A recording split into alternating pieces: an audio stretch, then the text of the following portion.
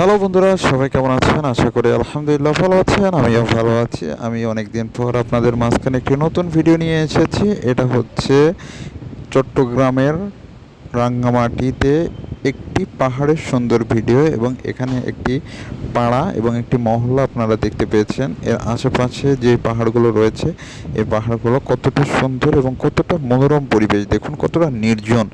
একটা পাহাড় কত উঁচু, সমুদ্রপৃষ্ঠ থেকে পাহাড়ের উচ্চতা প্রায় 2000-3000 ফিটে। দেখুন কত সুন্দর গাছ এখানে হয়ে আছে, আর এই গাছগুলো দেখতে অনেক সুন্দর লাগে। দেখুন পাহাড়টা কত পরিষ্কার, এবং এই উপর থেকে আস্তে আস্তে এই যে নিচে দেখা যাচ্ছে, এটা হচ্ছে পাড়া বা ওদেরকে মহল্লা বলে।